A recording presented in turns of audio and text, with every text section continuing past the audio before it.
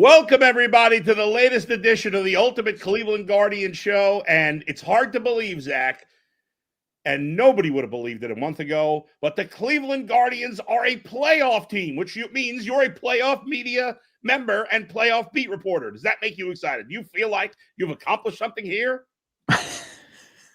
No. If I would have gotten pulled over on my way home from the ballpark last night and my clothes and my car smelled of the stench of champagne, I don't think the police officer would have gone easy on me just because I'm a media member. No. But we're going to go, I don't know. It's the Ultimate Cleveland Guardian Show.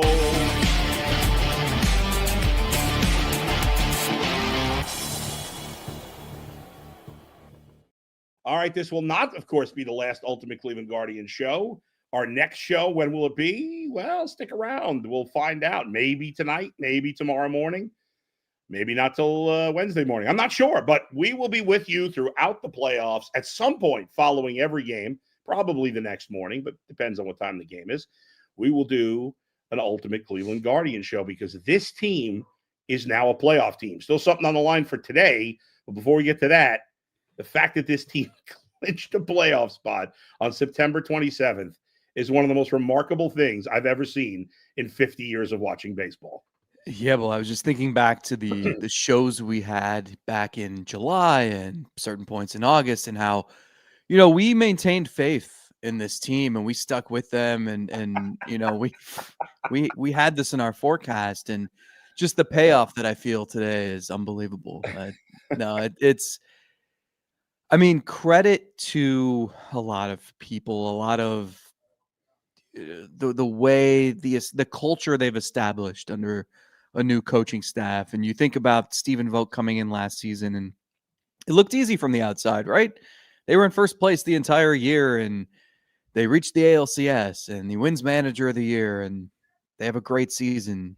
And in reality, he was 2 years removed from playing and had to figure out, okay, what kind of manager am I going to be? What kind of atmosphere do we want to establish here, and routines and expectations? And obviously it all went well, but I think the job he did last year helped him guide this team through what it went through this summer.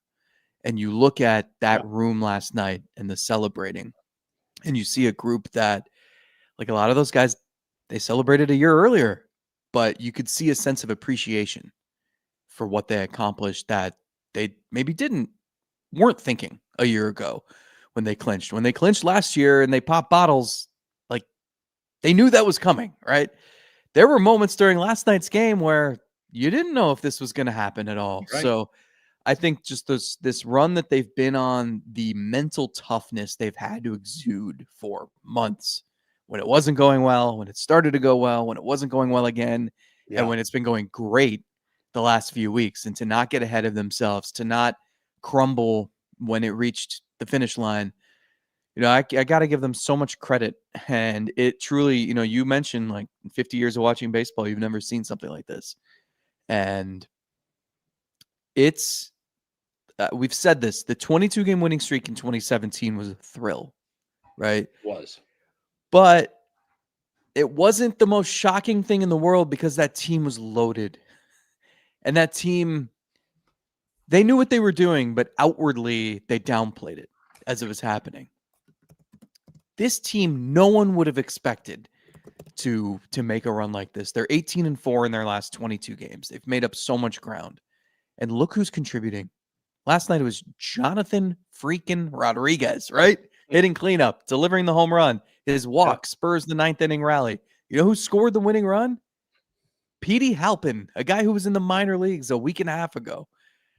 So it's cool how it has taken this whole collective group to get to this point. And I just think that celebration last night was a little more special than usual. You talk about the team that won 22 in a row. We've referenced the 2013. I think sometimes I say 2012, but we've referenced the 2013, the first year under Francona. 2012 had its own late season streak too. Yeah, that's true. But the 2013 team that won, what was it, the last 10? They had to win all 10 And they won their last 10, and they actually had a great September also in general, but they started September on a losing streak, but they were still 71-64 going into September. This team not only had a much worse record, but the first couple of days of September they lost 2 in a row to Boston, and it seemed like that was that. I mean, there was I don't care what anybody says. I don't think anybody, and I don't think Stephen Vogt, I don't think the coaching staff, I don't think a single player on this team. They can say whatever they want now, and I'm glad. I appreciate that they didn't quit and they played hard to the end, and they've earned this spot. Hasn't been handed to them. They earned it.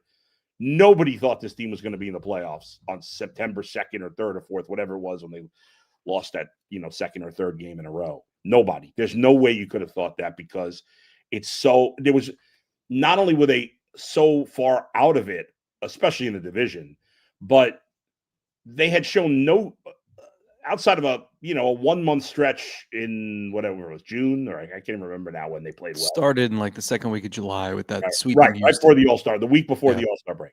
Outside of that stretch, they had shown the rest of the season they had looked like a terrible baseball team. And there was no reason to believe they could make a run like this. They weren't pitching well. They weren't hitting well. The bullpen was good, but not great. The defense wasn't particularly good early in the season. The base running wasn't. And they've turned it all around. Like, the offense, still not great, but they've at least been serviceable, this last month. The defense has been better. The base running's been better. Obviously, the bullpen has been excellent for the most part. And the starting rotation has just been absolutely outstanding down the stretch. So it's remarkable. Kudos all around. Vogt and the coaching staff deserve a ton of credit. The players deserve a ton of credit. And how fitting. I did a quick video, like a 60-second video last night, a little after the game. Like, what sums up this team's last month more than a walk-off hit by pitch, right? With all these weird things and all these weird ways they've won games, from Tarek Skubal with the long snap and all this stuff, for them to win on a walk-off hit by pitch following an intentional walk below the bases. It's perfect. That's just how it should be, I think. Yeah, it's like a beautiful mess. Team of a season. There were, I know, of at least 3 people, either players or coaches or front office members, who predicted the hit by pitch. Slade Ciccone was taking victory laps, but he said Kefis would get hit in the ribs, and lo and behold, it happened. They were talking about it in the bullpen, and I mean, there's a lot of pressure mounting too, right? Like, were you going to have this crazy historic September comeback, right, only to choke it away in the last few days? And right. It seemed like they were playing a little tight the last couple nights, and just a sense of relief when that happened. Like, I know Colby Allard ripped the bullpen door open, and all those relievers sprinted toward the dugout to celebrate. So just a cool moment. And you mentioned it, like that stretch in July. Well, where did that start? It started in Houston, right? They went to Houston on a 10-game losing streak. I think I thought they were going to get boat raced in Houston. Yeah. And then it's like, okay, is it going to be 13 going into Chicago? And but they swept that series. Angel Martinez had that crazy go-ahead grand slam in extra innings, I think. Like that, it looked like a pop-up to left field and landed in the boxes there. And lo and behold, that becomes key, because you own the tiebreaker over Houston. And then you eliminate them, and that's how you clinch a playoff spot. So, it's like every little thing that had to happen happened. And the people who made it happen, obviously, Jose Ramirez has been instrumental in all of this. And the starting pitching, as is usually the case in Cleveland, has been pivotal. But you think about, where would they be without George Valera in September? Where would they be? Kefis has had a good stretch here. Yeah, he has. Just like Jonathan Rodriguez. Like, of course, how many people saw the lineup last night and were like, this is what you're trotting out there? Yeah. And of course he hits the home run, right? Like, it's so, I just think, the way it had to happen, was to get it, look, we ripped them. They didn't address the lineup. They came into a season with a lineup that was not up to standards after it wasn't good enough last year.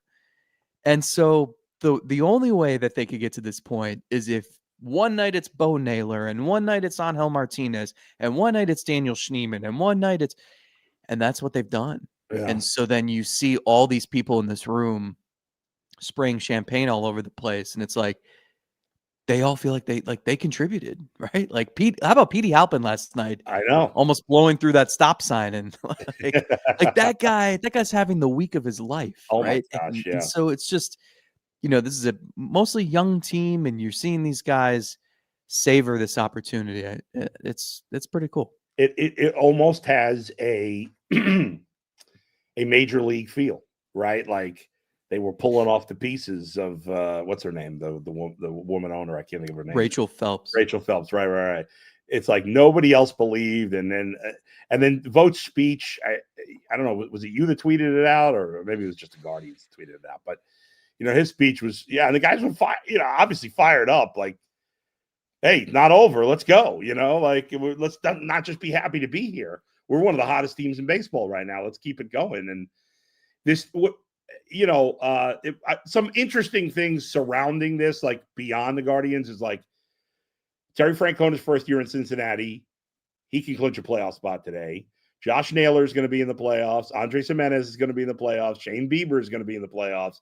There could be some interesting storylines along the way if there's some magical run. Imagine they have to play the Blue Jays and Mariners to get to the World Series and some of those things. But I mean, this is exciting. I thought we'd have nothing at the end of the year. We've got the Guardians and Tigers, obviously, we'll get to that in a second, still competing for the American League Central.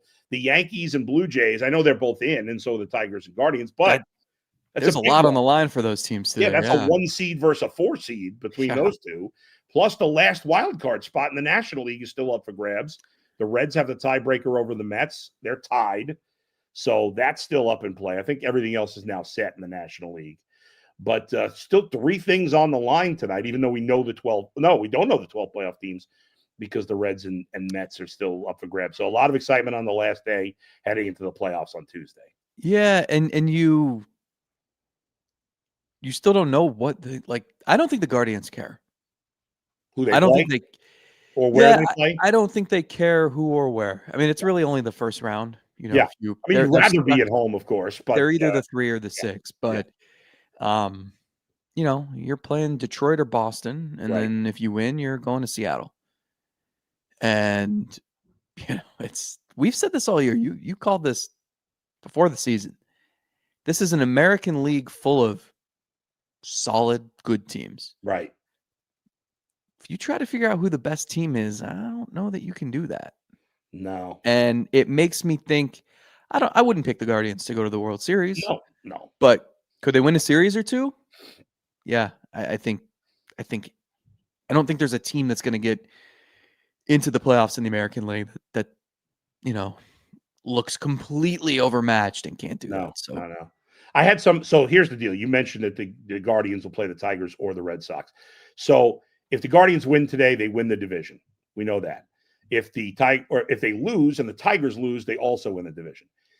They will play the Tigers unless both the Guardians and Tigers both win. If both teams win, the Guardians will then host the Red Sox, who will drop to the 6th seed. Yeah.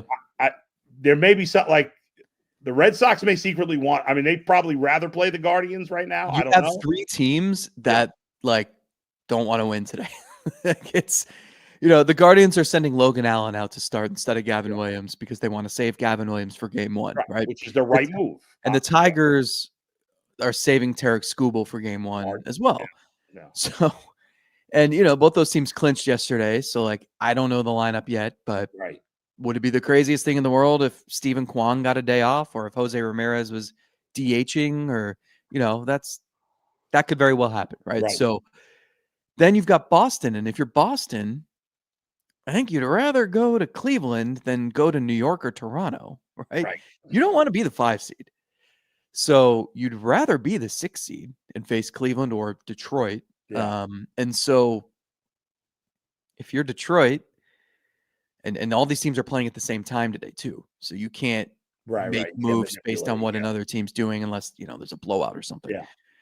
But if you're Boston, you kind of want to lose and go to Cleveland if Cleveland wins. Yeah. If you're Detroit, you kind of want to lose because you don't want to go to New York or Toronto either. So it's a weird scenario. It's also hard. You can't it's a 28-man roster. You have to Yeah. rest everybody.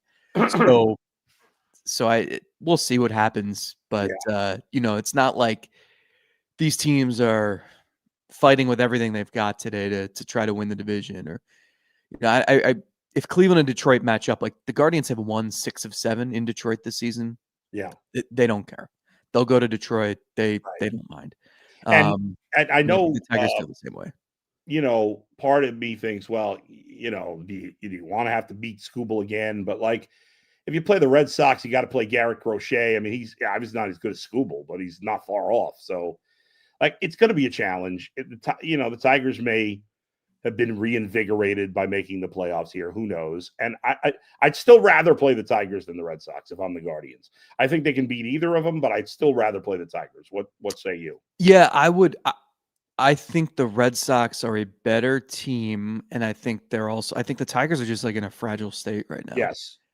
But there's something about just beating up on a team so much in a short period of time that makes me think the pendulum's going to swing the other way. I get that. Yeah. And I hear you. Crochet's really like he's probably going to finish second, maybe third in the Cy Young voting. So it's not like it's an easier assignment by any means. But the Guardians they beat Scooble in Game 5 last year. Yep. I know Scooble really shoved it up there, what, in May. Yeah. But they've held their own against him the last 2 times, and it's like, can you do that again? I don't know. I kind of want, and then if you're down 1-0 in a wild card, like it's tough to fight back. It is. You know what? Whatever we're rooting for doesn't matter because whatever's going to happen is going to happen. But that's the deal. If you look at the pitching matchups for today, as you mentioned, Logan Allen will pitch for the Guardians. All the games today start between 3:05 and 3:20. So they all start at basically the same time. Patrick Corbin's going to pitch for Texas. In the Tigers-Red Sox game, it's Chris Paddock, who stinks. I don't think Boston has a starter lined up for this game. I don't know. I see TBA listed under them. So it's going to be interesting. If the Guardians are up 3-1 in the 9th, are you going to Cade Smith? Do you want to use him? You get an off day tomorrow. I would. How important is the division to you? Listen, it's not the end of the world because obviously they'd be starting Gavin Williams if they felt like they had to win this game. And I think to me, it was clear they made the right move in not starting Gavin Williams today because you want your best pitcher available for game 1. I don't even think that's debatable. No. And anyone else who disagrees, you know who I'm talking to. I know who you're talking analysts. to. Yeah. No, you're right. And I was stunned that anybody disagreed on that.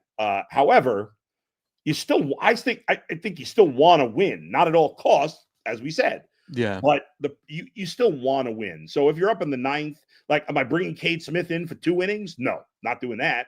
But if it's a 3-1 game in the 9th, a 1-run game in the 9th, I'm bringing in Cade Smith. Yes. Especially because you don't play tomorrow. This won't impact like the coaching decisions, but I do think so first of all, there's motivation to celebrate again today. There were a lot of guys I talked to last night who were, in between puffs of a cigar and a couple chugs of champagne, were saying, "I hope we get to do this again tomorrow." And it's like, man, you'll get old one day and you won't be able to do back-to-back nights. But I also think there's something to be said about winning back-to-back division titles. Yeah, they hang a banner for that at Progressive Field. So I don't know. I know, and all the talk. I know it doesn't really affect. Go ahead. You go. Go ahead. I was just gonna say, I know it doesn't affect like the playoff, like what really happens here. Like if whether they win the World Series or not is probably not going to hinge on whether they opened in Detroit or in Cleveland. But I think there's like some bragging rights that matter to these guys.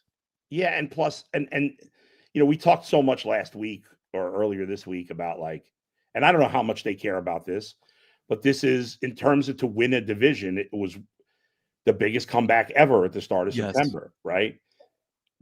So those stats go away. I mean, I don't know if that matters, but those stats go away if you don't actually win the division. Yeah. So if you're the players, you want to win today. To me, there's no doubt. It's not I'm not neutral about it. It's not. I don't play it.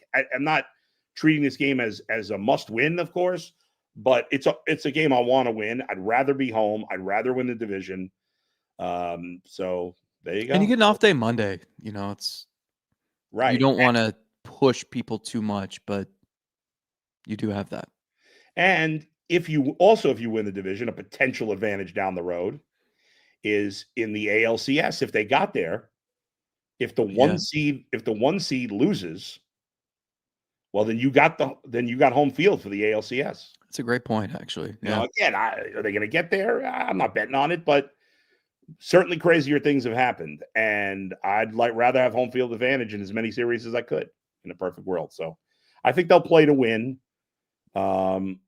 It'll be interesting. Yeah, I wouldn't be shocked if Quan or Jose had the day off, but I bet you Jose plays. That's my guess. What do you think? Quan and Jose were two of the guys who went the least crazy. Maybe got out of there early. Did you see the video of Jose live streaming Carrasco? I did not. No, that guy's in the middle of the party. He's always FaceTiming, and like you can walk in the clubhouse and he's like FaceTiming someone, and most other people, when they're FaceTiming someone, it's like their wife or their mom, and he's got like Albert Pujols.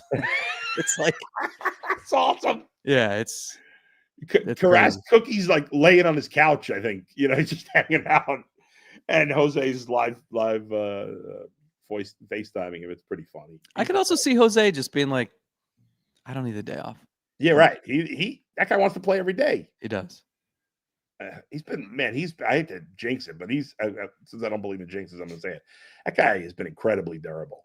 I mean, once he had one trip to the IL in his career, I think. I mean, he broke the hamate bone, between your hand and wrist in 2019. Yeah. And it's supposed to keep you out like 6 weeks. And he came back in 3 weeks, and his first two at bats went grand slam 3-run homer. So yeah, just nuts. He's something else. Yeah. Let's get some fan comments here. Obviously, everybody's excited. Let's see. Pierce Fricky. I like that name. If you went back in time and told yourself Logan Allen would be starting the final game in order to win the division, what would your past self have said? I mean, there's a lot of that. There's a lot of, if you would have shown me the lineup for last night, I would have assumed that they were 20 games under 500 and were playing out the string, right? So it's wild. I mean, the fact that it's Logan Allen, and it's Logan Allen because he's the number 6 starter of a 6-man rotation that has been historically good this month. That's another part of this that's just wild. Yeah, it certainly is. Aaron Horsley says, what a Cleveland way to get into the playoffs. Tie a 1900, a record since 1900, 15 games back on a hit by pitch. He says, John says, Noel or Rodriguez, who are you taking? What was the corresponding move to call up Rodriguez? I can't remember. David Fry. Oh, that's right. So, which is just another example of right. The crazy things that have had to happen the way they happened to get to this point, right? So, and they had David Fry's jersey hung up in the middle of the clubhouse last night, during the celebration. Rodriguez or Noel? That's the question. I mean, aren't they both going to be on the roster? I would think so. Yeah. And that's the other thing is like whoever they play, especially if it's Detroit, I think they're going to throw lefty after lefty at this team.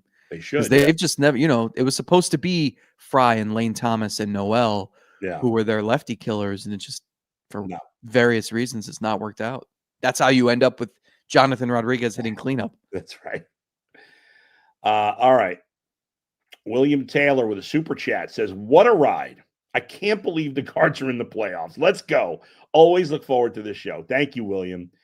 I think we're kind of stunned. I mean, even though you knew it was very realistic by the time we got to the end of this week and when we were on Friday, it's still a little stunning. It's like, you plan your schedule. You obviously, like, you got to travel, you got to do, and from my perspective, it's like I'm thinking about what's my, schedule going to look like at late September and October. And for most of the season, I hadn't even considered the possible. In fact, I was talking to the executive producer of my podcast, like I want to say the first week of September, and he was saying to me, we were like, yeah, the Guardians not going to the playoffs, so he's like, would you want to like help out on our Toronto show for when they go to the playoffs, blah, blah, blah. And we were like making these plans where I might help some other shows, and I'm so thankful that I'm not doing that, because this is just crazy. It's crazy. I mean, nobody cares about this, but my master plan all along has been, if the Guardians don't make the playoffs, I was taking the entire month of October off. Oh, We have two little kids at home, and yeah, it's tough when you're, baseball season. You barely. I'm seeing Jose Ramirez more than I'm seeing, my 11-month-old daughter, right? So so that's been the plan, and then more so too, just so I didn't end up, covering the Mariners throughout their October run. right. I was going to take the month off, and Yeah. I'm sitting there in early September thinking, all right, we just got like 4 more weeks, and then family time, get in some rounds of golf, go to a Yeah, pumpkin patch, and look, I love my family.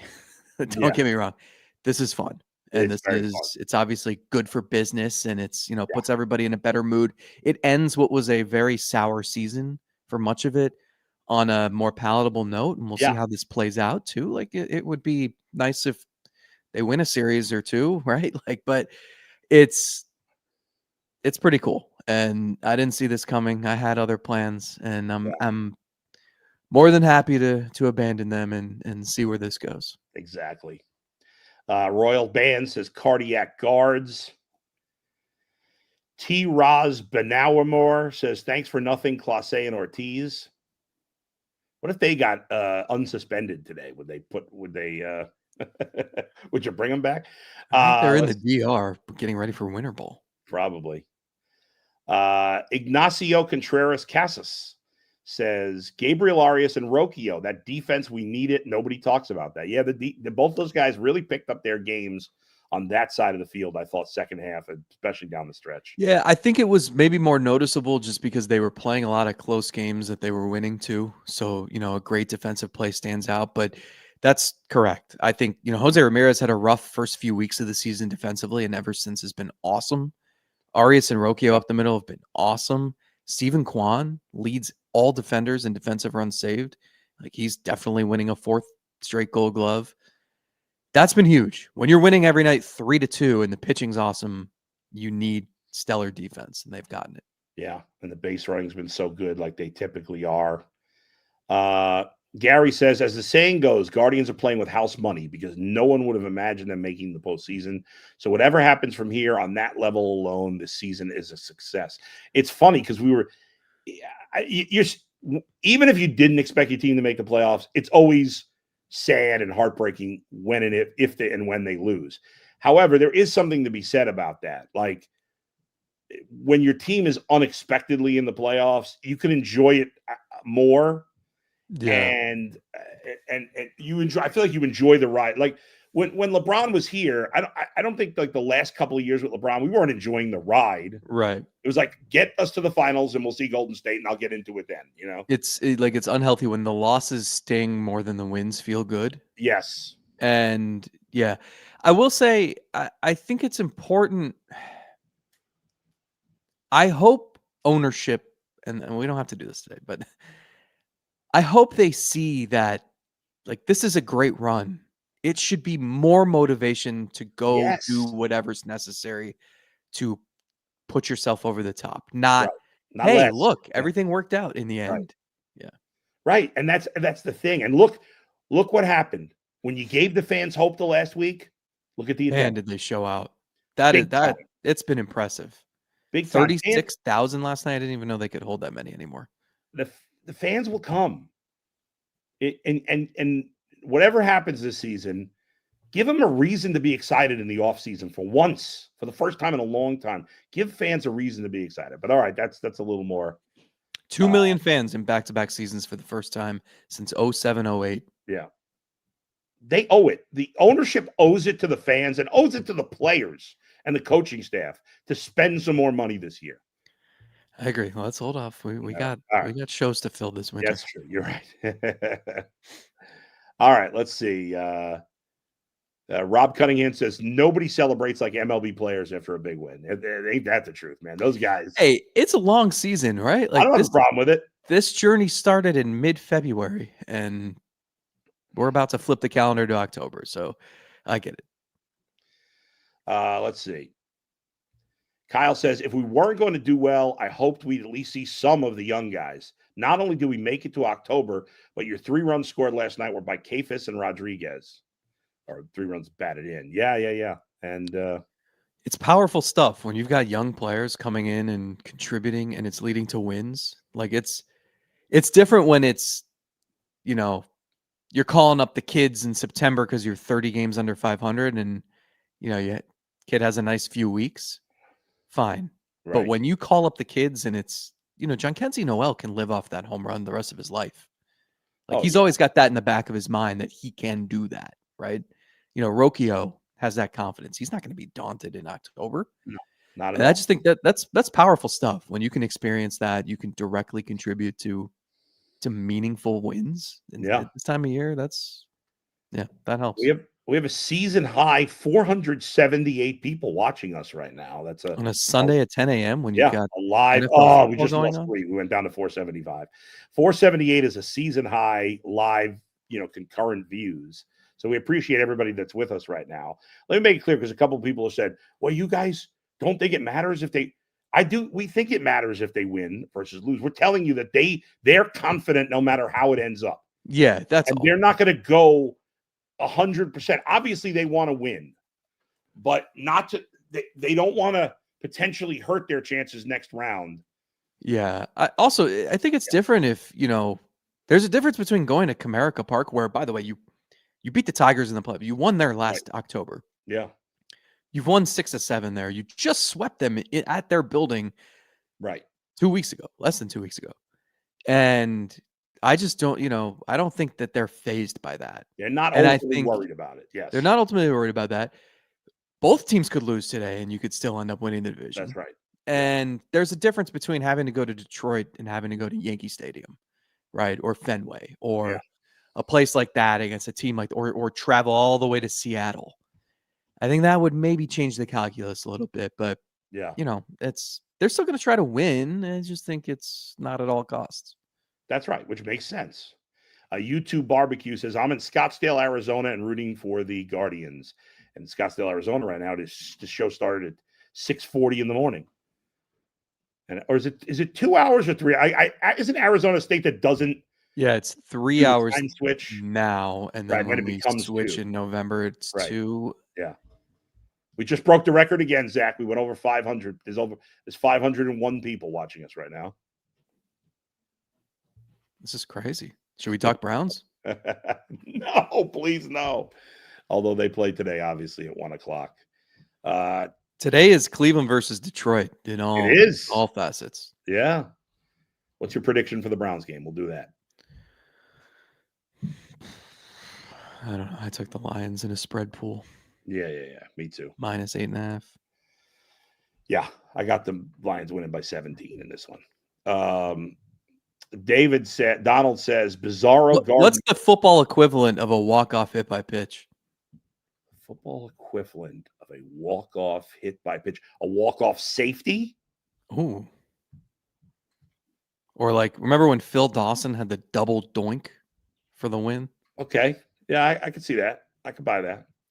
Lawrence with a super chat says, love this. Go back to the Indians name. Oh, stop it. Really? That's just ridiculous. Nathan agrees. Win by safety. Jay says Lions by 23. Could happen. Rodney says Guardians fan in Texas, where it is currently 9:23 a.m.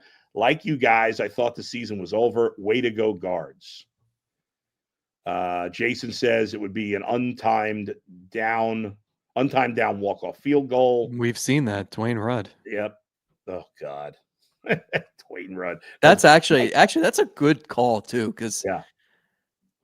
Because that's maybe the most unbelievable ending I've ever seen to a sporting event. Just crazy. Anyway, hey folks, we will let you know when we're back on next. It's possible we may do a show tonight. It's possible we may do a show tomorrow morning. In fact, Steve Becker texted me during this show. So let's see if we have an update here. Yeah, this is great for our record-setting audience. This is what we're going to do. We will keep people informed. So let's see. Steve's saying, can we do a show tomorrow morning? I get if the Guardians win the division, we probably can. If they don't win the division, then we'll see. Or what do you think? Yeah. What time are you flying tomorrow if the Guardians don't win the division? Well, drive to Detroit, but it depends on workout times and because that's the other thing. If it's Cleveland, Detroit, these games are going to be at 9 a.m. on Cartoon Network. So we'll see. All right. We will probably be doing an Ultimate Guardian show tomorrow morning, probably at 9 a.m., but we will let you know for sure. But you'll get an alert, and I'll tweet it out.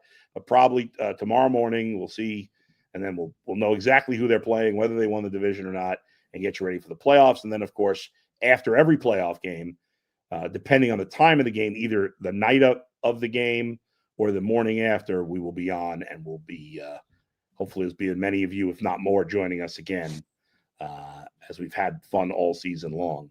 Real quick, last thing. Jason says, can you talk quickly about the Rocchio Hedges first and third defensive saving play last night? Very underrated, and we botched it earlier. So that was a big play. Yeah, we didn't talk about that specifically. So it's funny. This was like one of the main conversation topics after the game amongst players and coaches, because this is one of those things that you work on ad nauseum throughout spring training. Yeah. And you're like, it'll happen at some point. You never know.